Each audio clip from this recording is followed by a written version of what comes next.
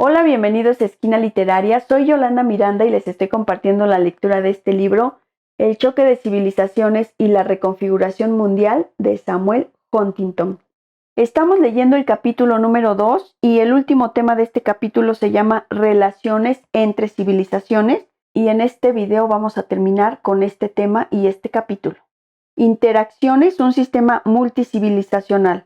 Así, en el siglo XX, las relaciones entre civilizaciones han pasado de una fase dominada por la influencia unidireccional de una civilización sobre todas las demás, a otra de interacciones intensas, sostenidas y multidireccionales entre todas las civilizaciones.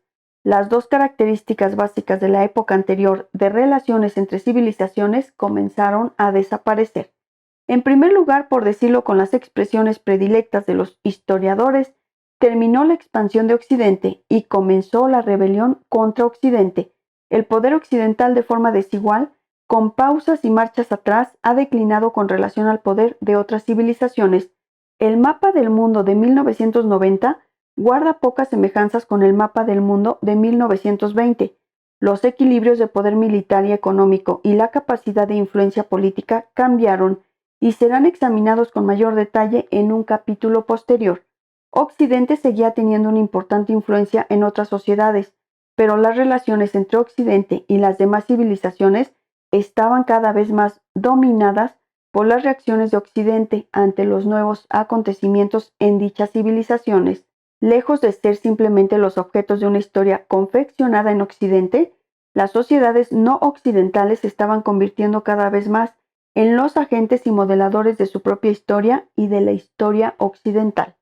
En segundo lugar, como resultado de tales circunstancias, el sistema internacional se extendió más allá de Occidente y pasó a incluir múltiples civilizaciones. Simultáneamente, el conflicto entre los estados occidentales, que habían dominado dicho sistema durante siglos, se desvaneció a finales del siglo XX. Occidente, en su evolución como civilización, había salido de su fase de estados en guerra y avanzaba hacia su fase de Estado universal. Al término de este siglo, dicha fase estaba todavía incompleta, ya que los estados-nación de Occidente se agrupaban en dos estados semi-universales en Europa y Norteamérica. Sin embargo, estas dos entidades y las unidades que las constituyen estaban unidas por una red extraordinariamente compleja de vínculos institucionales formales e informales. Los estados universales de las civilizaciones anteriores fueron imperios. Sin embargo, puesto que la democracia es la forma política de la civilización occidental, el naciente Estado universal de la civilización occidental no es un imperio, sino más bien un conglomerado de federaciones, confederaciones y regímenes y organizaciones internacionales. Las grandes ideologías políticas del siglo XX son liberalismo, socialismo, anarquismo, corporativismo, marxismo, comunismo, socialdemocracia, conservadurismo, nacionalismo, fascismo y democracia cristiana. Todas ellas tienen una cosa en común: son productos de la civilización occidental. Ninguna otra civilización ha generado una ideología política relevante. Occidente, sin embargo, nunca ha generado una religión importante. Las grandes religiones del mundo son todas producto de civilizaciones no occidentales, y en la mayoría de los casos son anteriores a la civilización occidental. A medida que el mundo sale de su fase occidental, las ideologías que simbolizaron la civilización occidental tardía declinan y su lugar es ocupado por las religiones y otras formas de identidad basadas en la cultura. La separación westfaliana de religión y política internacional, producto idiosincrático de la civilización occidental, está tocando a su fin, y como indica Edward Mortimer, cada vez es más probable que la religión se entrometa en los asuntos internacionales. El choque intracivilizatorio de las ideas políticas generadas por Occidente está siendo sustituido por un choque de cultura y religión entre diversas civilizaciones. La geografía política global pasó del mundo único de 1920 a los tres mundos de la década de 1960 y a la media docena larga de mundos de la década de 1990. Juntamente con esto, los imperios mundiales occidentales de 1920 quedaron reducidos al mucho más limitado mundo libre de la década de 1960, que incluía muchos estados no occidentales opuestos al comunismo y después al todavía más restringido Occidente de la década de 1990. Este cambio quedó reflejado semánticamente entre 1988 y 1993 en el descenso del uso de la expresión ideológica mundo libre y en el aumento de la utilización del término Occidente, vinculado con el ámbito civilizatorio. También se percibe en que abundan más las referencias al Islam como fenómeno político-cultural, a la Gran China, Rusia y su extranjero cercano, y a la Unión Europea, expresiones todas ellas cuyo contenido remite a una civilización. Las relaciones en esta tercera fase son mucho más frecuentes e intensas de lo que eran en la primera y mucho más equitativas y recíprocas que en la segunda.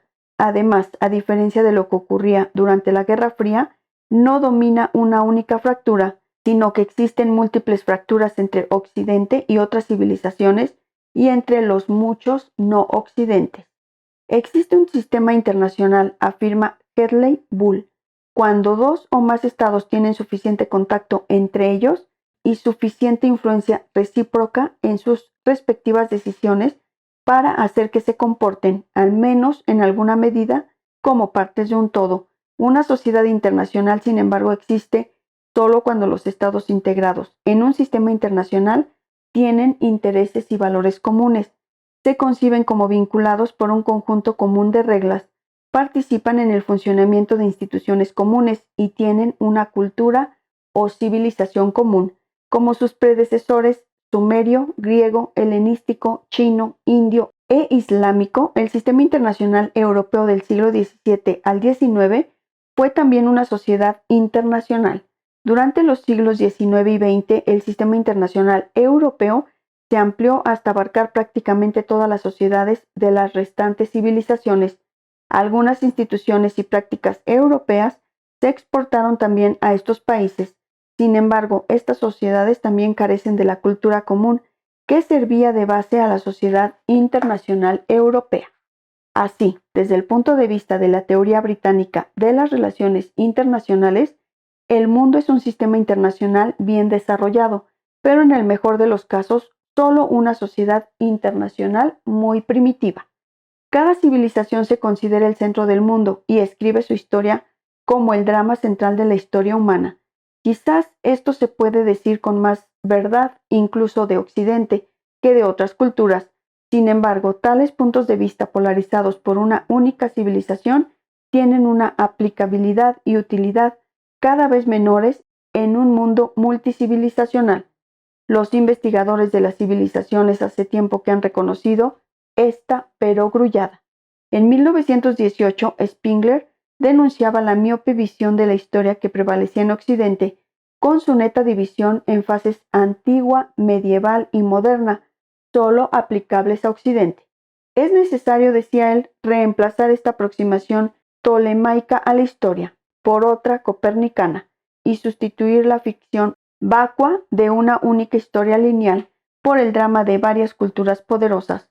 Pocas décadas después, Toynbee fustigaba el provincianismo y el absurdo de Occidente, manifiestos en las ilusiones egocéntricas de que el mundo gira en torno a él, de que había un Oriente inmutable y de que el progreso era inevitable. Como Spengler, si ya no podía usar el supuesto de la unidad de la historia, el supuesto de que existe solo un único río de civilización, el nuestro, y de que todos los demás o son tributarios de él o se pierden en las arenas del desierto. 50 años después de Toynbee, Braudel insistía, asimismo, en la necesidad de luchar por conseguir una perspectiva más amplia y de entender los grandes conflictos culturales del mundo y la multiplicidad de sus civilizaciones. Sin embargo, los espejismos y prejuicios de los que advertían estos estudiosos perviven y han florecido a finales del siglo XX en el engreimiento generalizado y provinciano que sostiene que la civilización europea de Occidente es ahora la civilización universal del mundo. Espero que les esté gustando y sobre todo que les esté sirviendo la lectura de este libro, El choque de civilizaciones y la reconfiguración mundial de Samuel Huntington. Los espero en el próximo video. Vamos a dar inicio al capítulo número 3. Muchas gracias por escuchar.